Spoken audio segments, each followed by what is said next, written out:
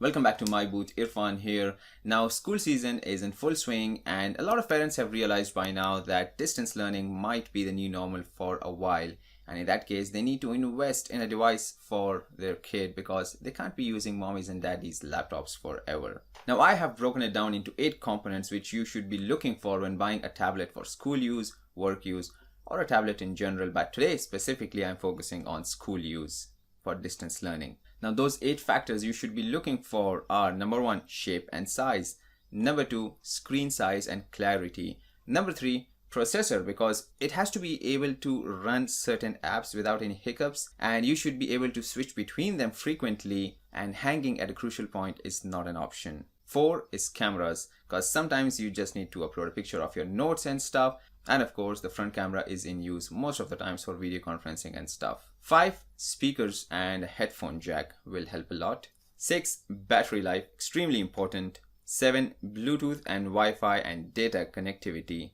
And 8, most importantly, budget. Now, a lot of people's first instinct would be to just buy an iPad or a MatePad or a Samsung Tab for that matter and just get rid of all of the headache. But there are 2 reasons you should not be doing that. Number 1, I personally would not want to spend that kind of money, considering that it might be something temporary for now.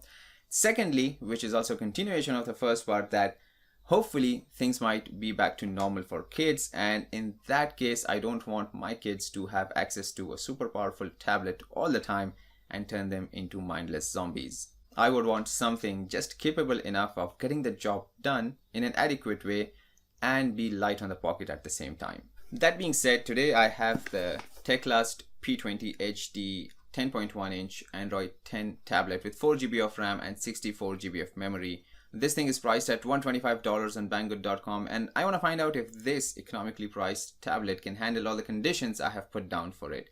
So without any further delay, unboxing. Here we have the box, which honestly looks a lot like a Turkish Delights box. There's nothing much on it, not even the model number. It just says Teclast T-Pad. Inside the box we have the tablet. Other than the tablet, we have a 12.5 watts fast charger, a USB-C cable, a SIM tray pin, and finally a very thick multilingual user manual. Okay, now let's have a look at the tablet. We start with the back, which is metal and has a very neat and premium metallic finish. Smudge proof, not too much unnecessary branding. We have the rear 5 megapixels camera in one corner. On the bottom we have 2 speakers and a concealed microphone. On the left side we have the power button, volume rockers, a reset button, and a USB-C charging port. There's nothing on the right side, and on the top we have a 3.5mm audio jack alongside a SIM tray, which can hold either 2 nano SIMs or 1 nano SIM and 1 micro SD memory card. The screen is 10.1 inches, Full HD, 1920 by 1200 pixels, and there's a front camera 2 megapixels right here. The bezels are reasonably thick, but not too thick to give it that outdated look. Overall, the tablet has quite a decent feel, construction feels solid, and the cheap fidgety feel you get with cheap tabs is completely missing from this one. The screen is Full HD, however, it doesn't have that retina display sort of look. I mean, you can still see the individual pixels when you get too close, which is understandable considering its price. It can produce decent colors and detail, and the brightness is also very good. Whether it be browsing, watching YouTube, or working, it is surely capable of delivering a pleasant experience. Now we move to its user interface, which is based on Android 10 and is not loaded with unnecessary bloatware. It runs quite fluidly and the responses are snappy, I would say 95% of the times. Now by default, there are the 3 navigation buttons at the bottom, but from settings you can switch to 2 navigation buttons or complete gesture controls like iOS, which is very handy to use. There's also dark mode support, which has become pretty much my standard usage mode, no matter day or night, just so much lighter on the eyes. It has a 4 GB processor, Unisoc SoC. When talking about benchmarks, it landed pretty much at the bottom of the table, which was expected. But again, our aim is not playing heavy games on it. So what I did was I installed all the essential schooling apps like Microsoft Teams, Microsoft OneNote, Google Classrooms, Zoom, etc. and started using it. As expected, I wasn't disappointed. It can run all of its features seamlessly, including switching from Teams to OneNote and back. There's no lag or the app hanging or not responding on time.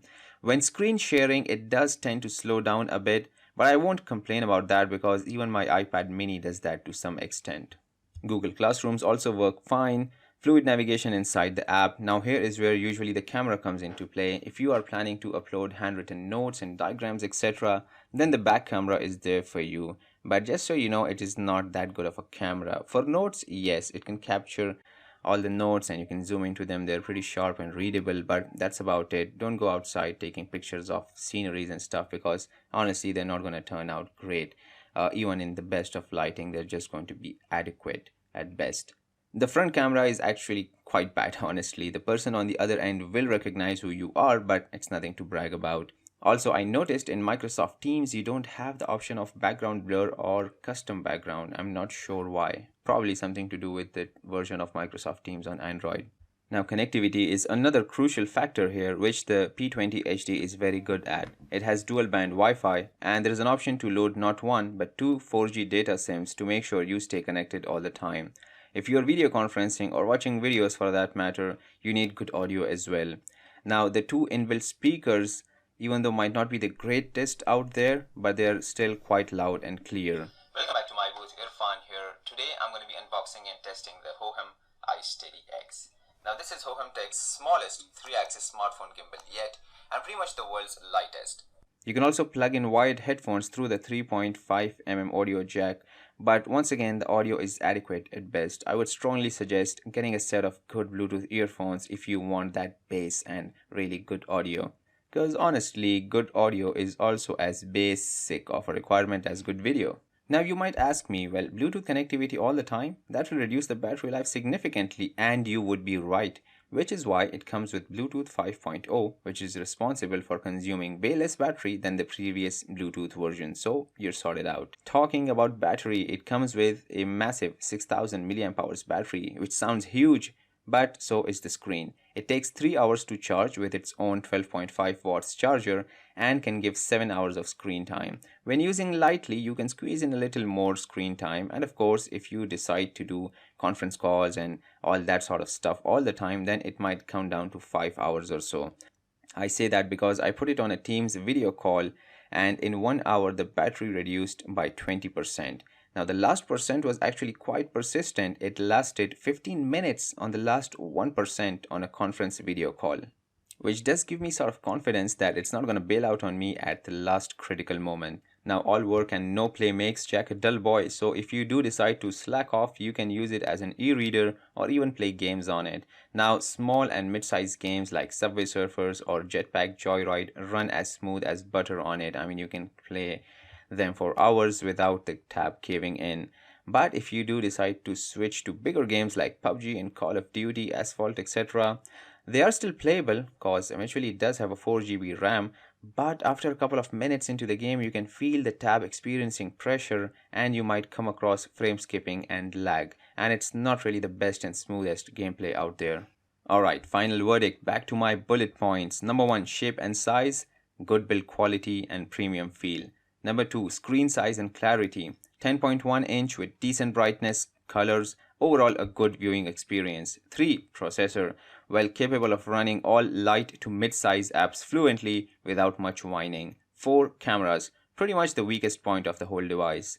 5, speakers, inbuilt are okay, better to use Bluetooth ones. Number 6, battery life, very decent with 7 hours of screen time, give or take. Number 7, connectivity, definitely a strong point from Wi-Fi to data and Bluetooth 5.0. Number 8, budget. It really can't get any cheaper than this if you're looking for a similar specs device. And bonus 9th point, you can also use it for light to mid-size games. Well, I would definitely recommend it for someone looking for a device for schooling or work if you wish to stay on a budget. I'll leave a link in the description box below in case you want to check it out.